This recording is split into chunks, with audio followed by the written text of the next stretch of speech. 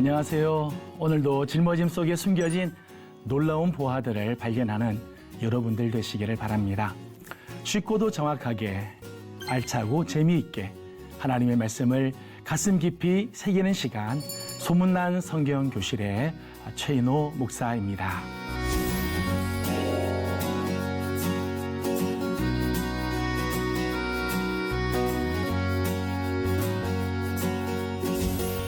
지난 시간에 나눈 내용을 혹시 기억하시나요? 지난 시간에는 짊어짐의 영광에 대해서 말씀을 나눴습니다. 하나님께서 우리에게 짊어져야 할 십자가를 주신다는 것 자체가 영광이, 하나님이 오늘 우리로 하여금 짊어질 수 있는 기회를 주시는 것만으로도 하나님 우리를 신뢰해서 맡긴 것이기에 영광이라는 말씀을 함께 나누었습니다. 오늘 함께 나눌 말씀은 짊어짐의 행복입니다. 짊어짐이 괴로운 것 같고 짊어짐이 힘든 것 같아도 그 짊어짐 속에 숨겨져 있는 행복을 오늘 함께 찾아가 보도록 하겠습니다.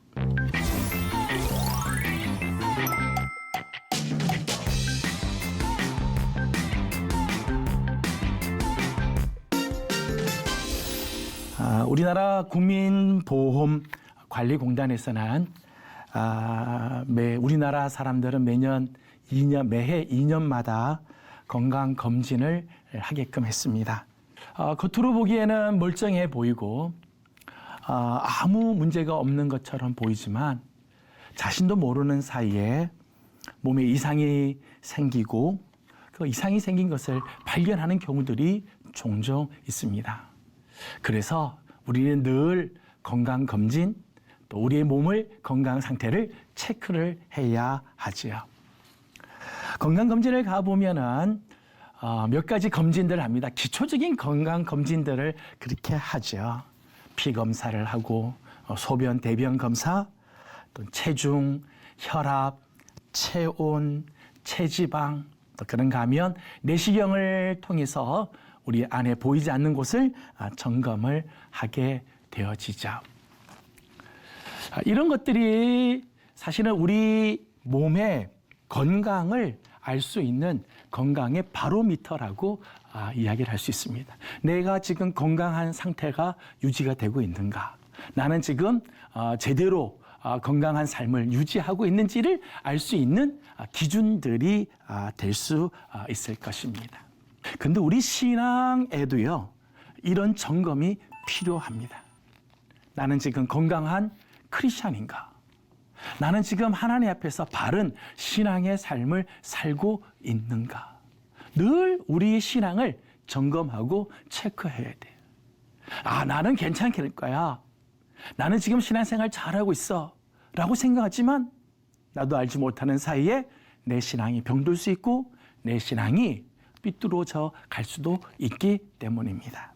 우리 신앙 생활을 점검하는, 우리의 신앙이 지금 바로 서 있는지를 아는 그런 부분들이 있죠. 우리는 그것을 신앙의 바로미터라고 우리는 말을 이렇게 붙여보게 됩니다. 지금 내 신앙이 바로 되고 있는가를 알아보는 거죠. 신앙의 바로미터는 크게 두 가지로 우리는 생각을 해볼 수 있을 것입니다. 하나는 하나님과의 관계에서, 또 하나는 사람과의 관계에서. 우리 신앙이 지금 온전하게 지금 자라고 있는지를 알 수 있는 첫 번째는 나는 지금 하나님과의 관계에서 지금 어떤 모습이 있는가를 체크해 보면 알 수 있죠. 말씀 앞에 나는 순종의 삶을 살고 있는가? 나는 죽고 내 안에 그리스도가 지금 살고 계신가? 하나님 나라에 대한 거룩한 비전과 하나님께서 주신 사명을 나는 지금 잘 감당하고 있는가? 그거 체크하는 거죠. 내 지금 예배 생활, 기도 생활, 말씀을 늘 묵상하고 말씀을 실천하는 말씀 생활, 내 안엔 지금 찬양이 있는가? 복음을 증거하려고 하는 열정이 내 안에 있는가? 이런 것들을 통해서 하나님과의 관계를 우리는 체크할 수 있을 것입니다. 또 하나 우리 신앙의 바로미터 중에 하나는 사람과의 관계죠.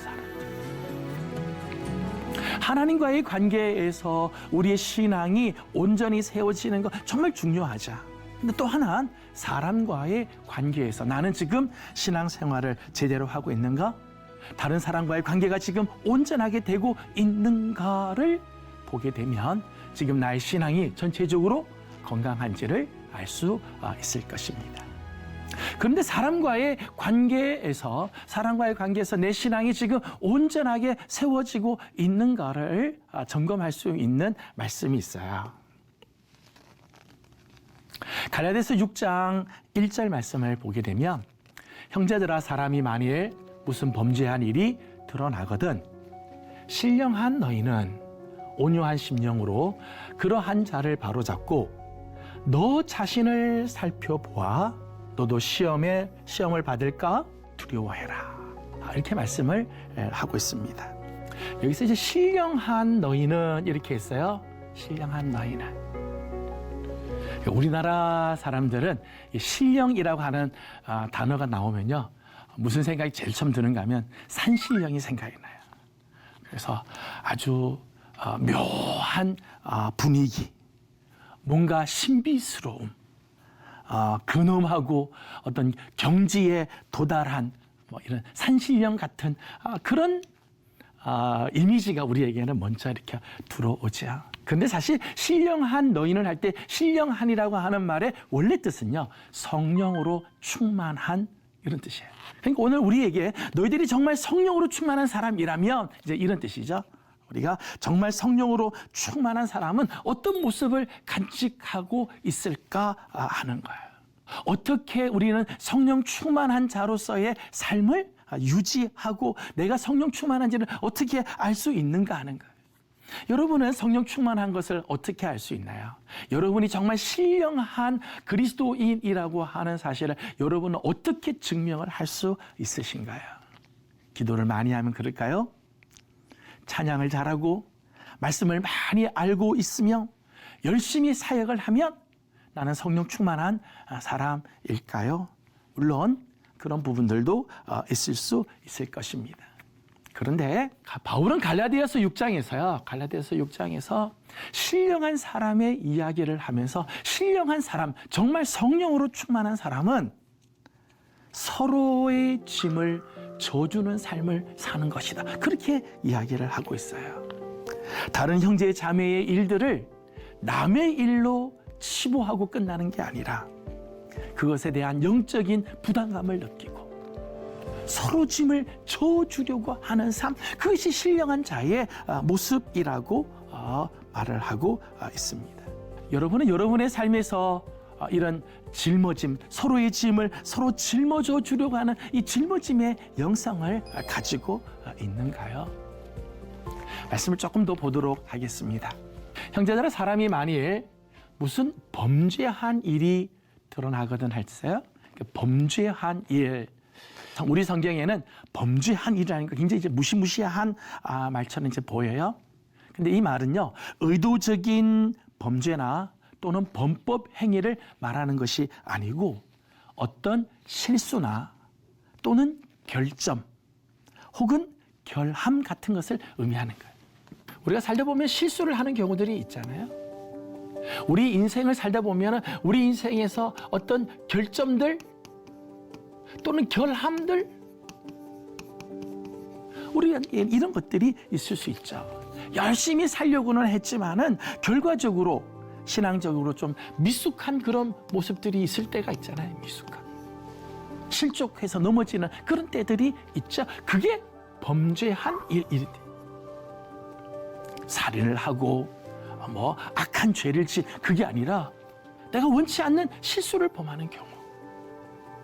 열심히 살려고 하고 신앙생활을 잘하려고 하지만은 미숙해서 나타나는 그런 결점들, 결함들 이런 것들을 이제 말하는 거예요. 드러나거든 이렇게 표현을 했어요. 드러난다. 그러니까 범죄한 일이 드러났다라고 하는 것은 범죄 사실이 발각이 됐다 이런 의미보다는 드러난다고 하는 말의 뜻은요. 곤혹스러운 일을 당했다 혹은 궁지에 빠져서 쩔쩔매는 모습을 드러내는 거예요.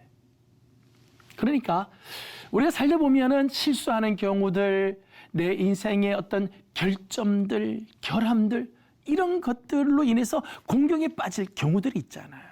우리 주위에는 믿음이 약하여서 넘어지거나 곤혹스러운 처지에 빠지거나 난처한 일을 만나는 그런 경우들이 있어요. 아무리 노력해도 자기 힘으로는 빠져나올 수 없는 절망에 빠진 그런 사람들이 있을 수 있죠. 그게 바로 이런 경우예요. 무슨 범죄한 일이 드러나거든. 오늘 우리의 삶은 어떻게 저들을 대하고 있나요? 우리는 저들을 어떤 마음으로 대하고 있는가요? 부담스러우니까 모른 채 혹시 하시나요? 어차피 그 짐은 그 사람이 스스로 져야 할 문제이지 뭐 내가 어떻게 할 수 없어 라고 스스로를 방어하시나요? 내 짐 지기도 힘든데 다른 거 신경 쓸 겨를이 없어 라고 마음에 생각을 가지시나요? 그런데 바울 사도는 갈라디아서 6장에서 신령한 너희는, 정말 성령으로 충만한 너희는, 이렇게 이야기를 하면서 우리에게 이런 이야기를 합니다. 진정으로 성령 충만한 사람은 다른 사람의 짐을 나누어 진다는 거예요. 계속해서 갈라디아서 6장 2절에서는 바울은 이렇게 이야기를 하죠.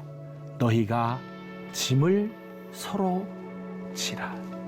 우리 주위에 연약해서 정말 힘들어서 쩔쩔매는, 자기의 실수나 자기의 약함이나 이런 것들로 인해서 정말 힘들어하는 사람들이 있으면은 신령한 너희, 성령 충만한 너희는 짐을 서로 지라. 짊어짐의 삶을 살라는 거죠. 짐을.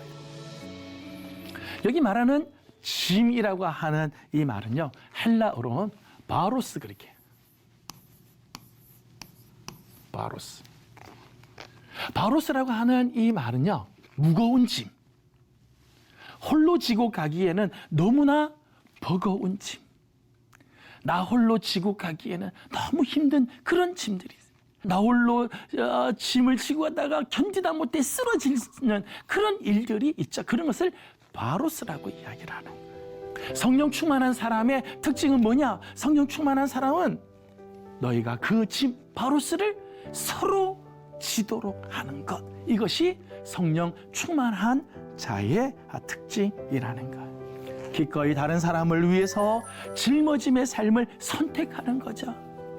당신이 힘들어 넘어질 때 내가 그 짐을 대신 져주겠습니다. 그 짐 때문에 곤경에 빠져서 허덕이는 그 형제를 보면서 그 무거운 짐을 내가 대신 짊어져 주겠습니다. 영적인 부담감, 다른 형제 자매들 향해서 영적인 책임의식을 가지는 것, 성령 충만한 자의 모습. 성령 충만한 사람은 그저 하나님과의 관계에서만 온전한 것으로 끝나지 않아요. 혼자 기도하고 성경 읽고 찬양하고 기뻐하는 것으로 끝나지 않아요. 내 주위에 있는 형제 자매들의 그 무거운 짐을 서로 짊어져 주면서 영적인 부담감을 느끼는, 그 형제와 자매를 볼 적마다 영적인 책임의식을 느낄 때 진정한 성령 충만한 자의 모습이라 말할 수 있을 것입니다. 성령으로 충만한 자는 기꺼이 다른 사람을 위해 짊어짐의 삶을 선택합니다. 안 해도 되죠. 힘든 사람들 보고 그냥 지나갈 수도 있어요. 그러나 성령 충만한 사람은 짊어짐의 삶을 선택해서 기꺼이 그 짐을 함께 지려고 한다는 것입니다. 그것이 바로 우리 신앙의 바로입니다. 내 신앙이 지금 온전한 신앙으로 가고 있는지를 알 수 있는 기준이 되어지는 거죠.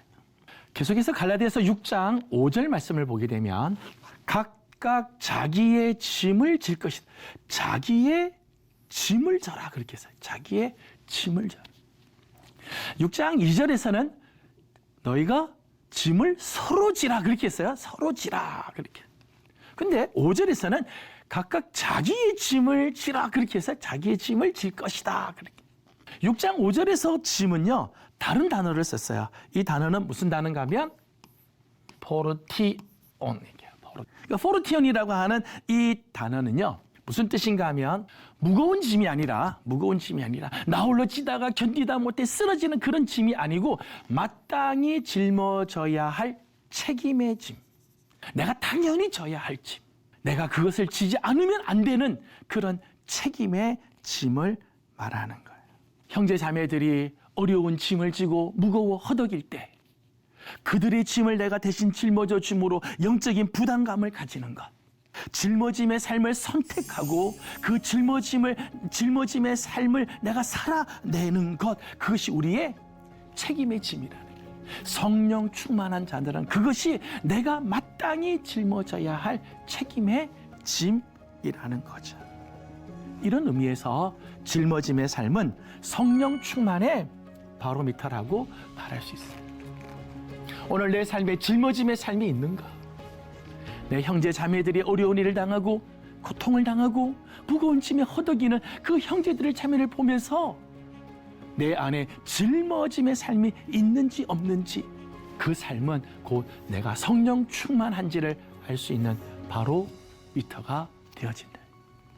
성령 충만의 모습은 바로 여기서 나타난다 말할 수 있습니다. 구약을 보게 되면 하나님께서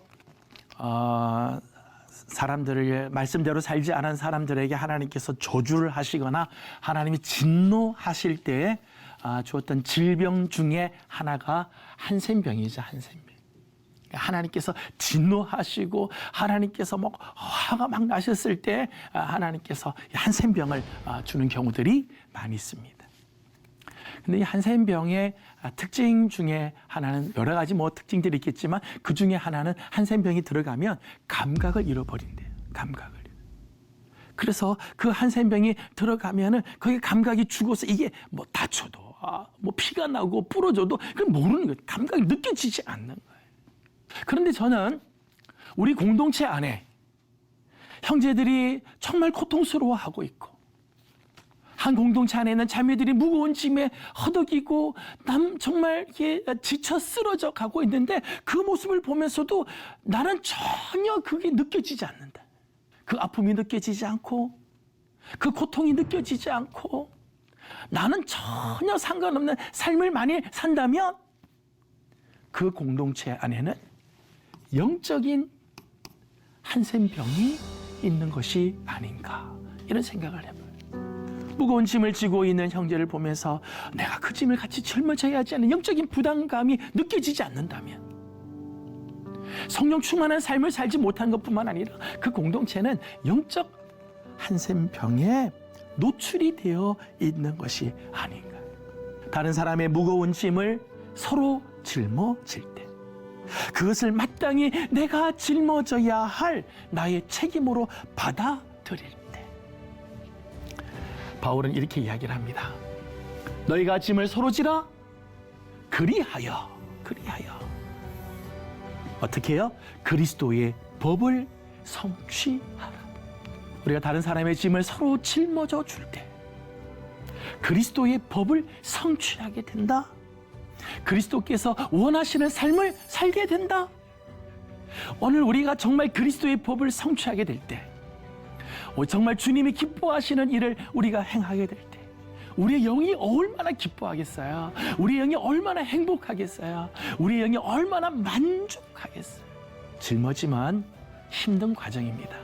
짊어짐은 고통이 따를 수 있습니다. 하지만 짊어짐 속에는 그리스도의 법을 성취함으로 내 영이 행복해지고 영적인 만족이 찾아오게 됩니다. 이게 짊어짐의 신비이지요. 짊어짐에는 놀라운 행복이 그 안에 있습니다. 다른 사람의 짐을 대신 짊어지는, 다른 사람의 짐을 짊어지는 모습들은 어떤 것들이 있을까요? 어떻게 우리는 다른 사람의 짐을 짊어져 줄 수 있을까요? 몇 가지를 잠깐 생각하려고 합니다. 첫 번째는 바로잡기입니다. 바로잡기. 갈라디아서 6장 1절 말씀을 보게 되면요. 형제들아, 사람들이 만일 무슨 범죄한 일이 드러나거든 신령한 너희는 온유한 마음으로 그러한 자를 바로잡고. 이게 바로잡는다. 상대방의 짐을 짊어지는 모습 중에 하나는 바로잡아주는 거예요. 근데 이 바로잡아주는 거는 너 틀렸어, 너 이게 잘못됐어 하고 막 그렇게 하는 게 아니고요. 원래 바로잡는다고 하는 말의 뜻은요, 어부들이 배를 타고 고기를 잡기 위해서 그물을 던집니다. 그런데 그물을 던지려고 보니까 그물에 구멍이 뻥 뚫렸어요. 구멍이 뚫려 있으면 아무리 그물을 던져도 고기를 아무리 많이 잡아도 다 빠져나가죠. 수고가 다 헛된 수고가 돼요. 그때 그 뚫어진 그물을 기워주는 것을 바로 잡는다 그래요. 연약하여 실수하는 자들, 범죄한 일이라고 말씀드렸어요. 결점들, 부족한 점들, 실수하여 미숙한 모습들 볼 때 그 부분을 메꿔주는 거죠. 메꿔주는 거. 그가 잘못된 부분들을 다시 제자리로 회복시켜주는 것. 구멍난 그물을 꿰어주듯이, 꿰매어주듯이 그의 약한 부분들을 채워주는 거예요. 여러분, 사람들 나름대로 자기만의 아킬레스건들이 있어요. 사람은 완벽하지 않잖아요. 늘 넘어지는 문제들이 있어요. 그 문제만 나오면 늘 넘어지는 경우들이 있어요. 그 넘어지는 문제에 있어서 그것을 바로 잡아주고, 넘어질 때 다시 세워주고, 그것을 꿰매어주는 삶, 그것이 바로 짊어짐의 삶이죠.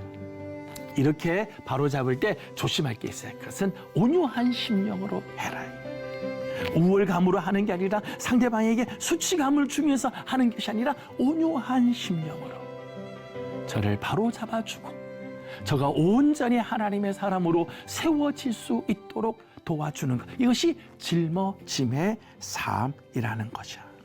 다른 사람의 짐을 대신 짊어지는 또 하나의 방법은 서로 채워주는 거예요. 초대교회의 공동체를 보게 되면 초대교회의 특징 중에 하나가 유무상통하였다 그렇게 했어요. 재물을 많이 가지고 있는 자나 없는 자가 서로 물질들을 서로 나누는 그런 삶을 살았다는 거예요. 초대교회 안에는 부한 자들도 있었고 가난한 자들도 있었어요. 그런데 초대교회의 아름다운 모습은 뭔가 하면 부한 자들이 그 재물을 자기 것으로 그렇게 주장하지 않고 그것을 다 내어놓아서 모든 사람들이 함께 그것을 쓸 수 있게 해줬어요. 부한 사람들은 자기의 재물을 가난한 자들에게 나눠줘 저들의 부족한 것을 채워주었다는 거죠. 그러기에 초대교회는 아름다운 소문들이 있고 초대교회 안에는 행복이 가득한 모습들이 있었다는 거예요. 여러분, 결혼을 왜 할까요? 결혼은 나의 짐을 배우자에게 떠넘기기 위해서 결혼하는 게 아니죠. 사실은요, 내가 사랑하는 자의 짐을 내가 대신 짊어져 주기 위해서 결혼을 해야, 그래야 결혼이 행복한 청년 세대들에게 그런 이야기를 합니다. 결혼 노편하려고 하는 건 아니다. 결혼은 다른 사람의 짐, 내가 사랑하는 자의 짐을 내가 대신 짊어져 주고 그의 아픔을 내가 대신 감당하고 그의 모자라는 것을 내가 채워주기 위해서 결혼할 때, 그때 행복이 있고 기쁨이 있고 감사가 있다 가르쳐주죠. 서로의 연약한 부분들을 채워줄 때, 다른 사람의 부족한 것들을 내가 대신 메꾸어 줄 때 진정한 짊어짐의 삶을 살게 돼요. 사랑하는 자를 위해서 대신 짊어지는 것, 사랑하는 자를 위해서 대신 짊어지는 것, 그건 결코 수고가 아니죠. 수고가 아니에요. 그때 행복이 있고 감사하게 되고 그것이 진정한 보람이 되는 거죠. 사랑하는 사람을 위해서 채워주는 삶, 그것이 짊어짐의 모습입니다. 한 가지만 더 말한다면 함께 동행하기입니다. 인도의 성자 썬다싱의 유명한 일화가 있지요. 눈 내리는 히말라야 산맥을 넘어가는데 세 사람이 그 산맥을 넘어가게 됩니다. 그런데 한 사람이 중간에 가다가 너무 힘들어서 지쳐서 쓰러지게 되자 한 사람 이야기합니다. 빨리 내버려두고 우리 빨리 넘어가자. 내버려두고 넘어가자. 근데 썬다싱이 그렇게 할 수가 없는 거죠. 정말 추워서 죽어가는 이 사람을 내버려둘 수가 없어서 그를 업고 히말라야 산맥을 넘어갑니다. 한참 가다 보니까 앞에 얼어붙은 시신이 있었던 거예요. 알고 보니까 먼저 출발한 그 사람은 혼자 가다가 얼어서 죽게 되었고, 썬다싱은 이 사람을 업고 오는 동안 땀을 뻘뻘 흘리고 막 열이 막 나니까 자기도 살고 같이 업고 왔던 사람도 살게 됐어요. 함께 동행하게 될 때, 함께 그의 짐을 짊어지고 같이 갈 때 그도 살고 나도 살게 되는 역사가 일어나게 되어집니다. 비치는 거죠. 성령으로 충만한 사람은